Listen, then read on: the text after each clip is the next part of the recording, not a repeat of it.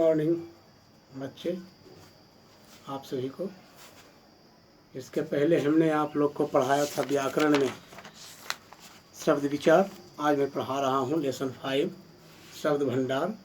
अंग्रेजी में इसको कहा जाता है वोकाबुलरी।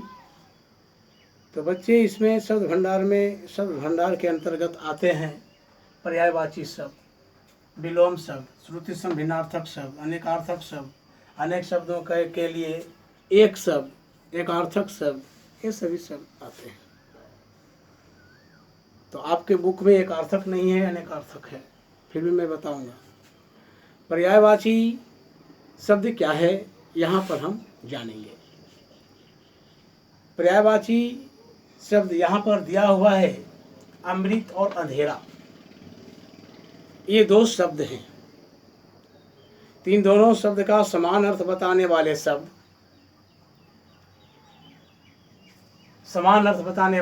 हैं पीयूष है, सुधा है, सोम है, अमी, अमीय इत्यादि ये है। अंधेरा का तम है, तिमिर है, अंधकार है।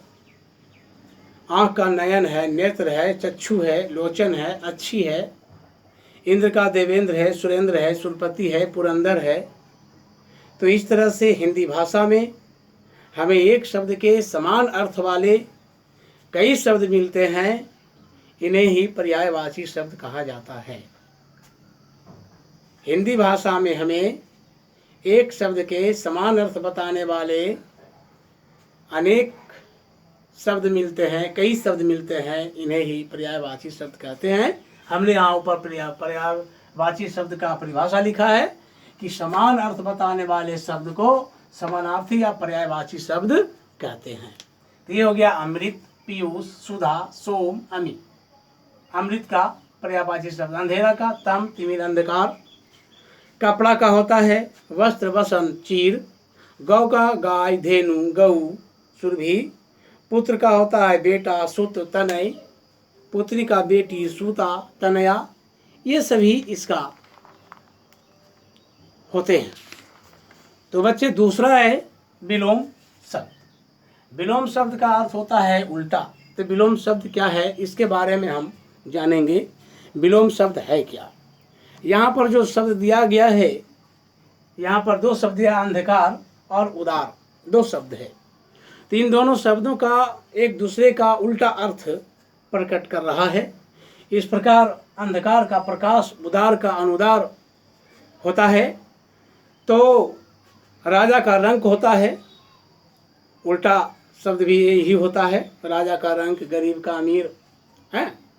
ऊपर का नीचे, आलस का स्फूर्ति, अपेक्षा का उपेक्षा, अर्थ का अनर्थ, आय का व्यय, आदि का अंत, आगे पीछे, अनुज अग्रज, न्यून अधिक, अमीर गरीब, आयात निर्यात, आस्तिक नास्तिक, इच्छा अनिच्छा, इष्ट अनिष्ट, सौभाग्य दुर्भाग्य, उन्नति अवनति, अमृत विष, अपना पराया, चौड़ी संक्रिय, आदान प्रदान, आशा निराशा, आज्ञा अवज्ञा, ये सभी विलोम शब्द के अंतर्गत आते हैं। गर्मी, सर्दी, राजा, रंग, विभिन्न शब्दों के अलग अलग उल्टा अर्थ होते हैं, इसे कहता है विलोम शब्द। इसका उल्टा अर्थ प्रकट करने वाले शब्दों को विलोम शब्द कहते हैं। उल्टा अर्थ प्रकट करने वाले को विलोम शब्द कहते हैं। अंधकार का प्रकाश, उदार का अनुदार, उष्ण का शीत, उतार का चढ़ाव, ऊपर का नीचे, मित्र का शत्रु, स्वामी का सेवक, आदि आदि होते हैं इत्यादि।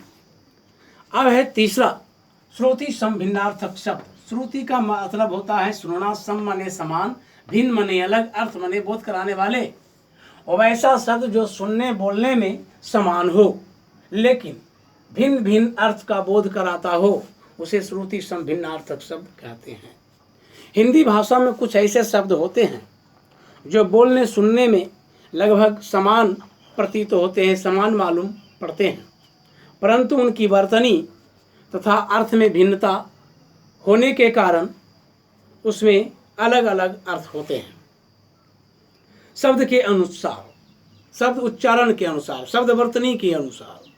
जैसे मैं एक शब्द बोलता हूँ गृह, गृह माने घर होता है, और इसी को गृह को यदि हम ग्रह कह देंगे तो ग्रह का मतलब हो जाएगा, ग्रह शब्द के उच्चारण में एकदम सूक्ष्म भिन्नता है। गृह और ग्रह दोनों में थोड़ी सी की भिन्नता है।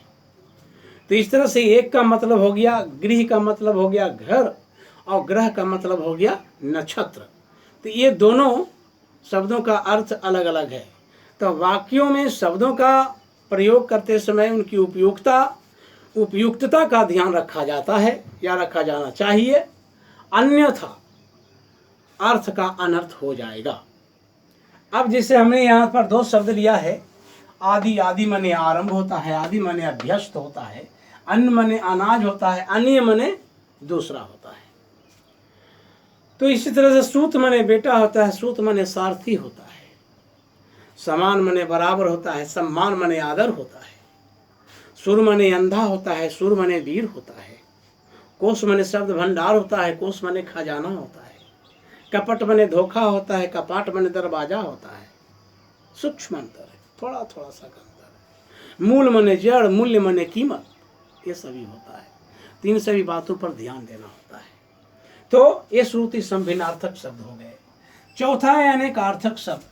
जिस शब्द का अनेक अर्थ हो, जिस शब्द का अनेक अर्थ होता है उसे अनेकार्थक शब्द कहते हैं। अनेकार्थक शब्द किसे कहते हैं? जिस शब्द का अनेक अर्थ होता है। हिंदी में कुछ ऐसे शब्द होते हैं जिनके अर्थ अनेक अर्थ होते हैं, वो ऐसे शब्दों को अनेकार्थक शब्द कहते हैं। अब यहाँ समझेंगे बच्चे, नाक। नाक का मतलब होता है नासिका, स्वर्ग, इज्जत। पानी का मतलब होता है जल, चमक, प्रतिष्ठा, जीवन। इसी तरह से बच्चे, वर का मतलब होता है श्रेष्ठ, वरदान, दुल्हा। रस का मतलब होता है जल, आनंद, प्रेम। हरि का मतलब होता है विष्णु, सिंह, सर्प, घोड़ा, बंदर। सुधा मने होता है अमृत, जल, दूध। ये सभी अर्थ हैं, अनेक अर्थ हैं इसके। इसीलिए द्विज, द्विज का होता है पक्षी, दांत, चंद्रमा, ब्राह्मण। नाग का सांप, पर्वत। ये सभी इसके अनेकार्थक शब्द होते हैं। घन का अनेकार्थक शब्द है बादल, गाढ़ा, गहरा, कूटने का हथौड़ा। पुष्कर का अर्थ होता है आकाश, कमल, सूर्य, शिव, तालाब, तीर। ये सभी अनेकार्थक शब्द होते हैं। फल का मतलब होता है क्या?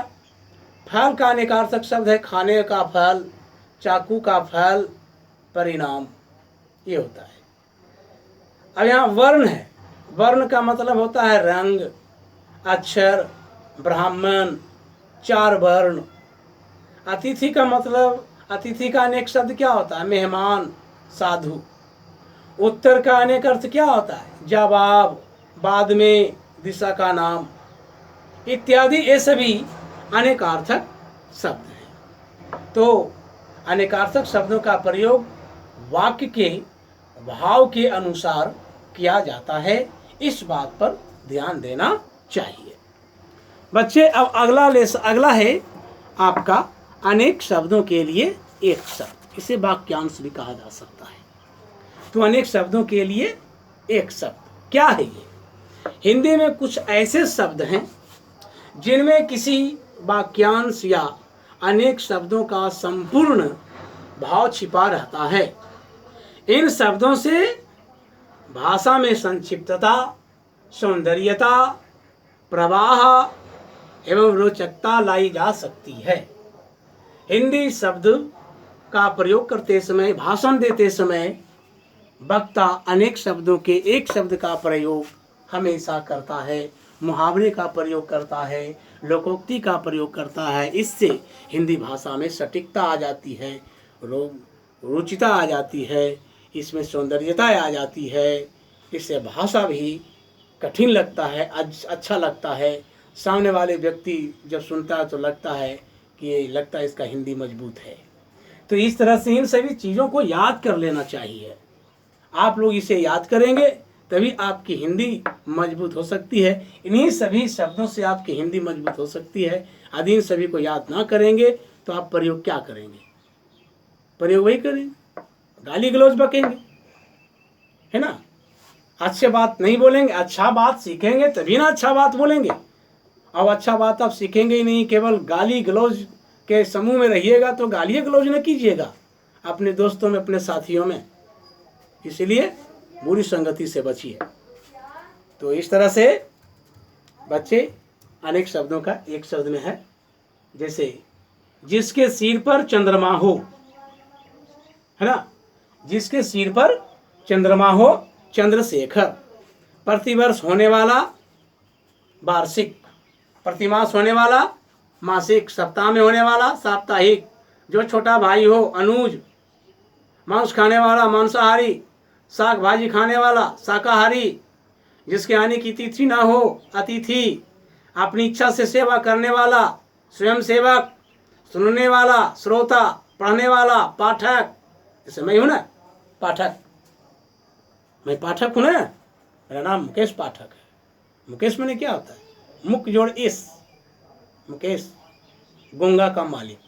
पाठक मैंने पढ़ने वाला, जो गोंगा को पढ़ लेता है उसे कहते हैं पाठक, है ना। गूंगे को पढ़ाने वाला, पढ़ने वाला मुकेश पाठक कहलाता है। जो नहीं बोल सकता उससे मैं बोलवा देता हूँ, ये मेरा काम है। इसीलिए गाए बेगाए कम भी बोलना पड़ता है। ज़्यादा बोलना बुद्धिमानी की निशानी नहीं है, मूर्खता की निशानी है। इसलिए गाए बेगाए कम बोला कीजिए। हृदय को छू लेने वाला मार्मिक, जहाँ जंगली पशु विचरण करते हो अभयारण्य। तो इस तरह से बच्चे ये चैप्टर आपका समाप्त हुआ और आपको ये सभी टास्क में मिलेगा। इसका फोटोकॉपी आपको भेज दिया गया है, इसलिए आप इसे पढ़ लीजिए और मैं फोटोकॉपी करके भेजूंगा। धन्यवाद, थैंक यू।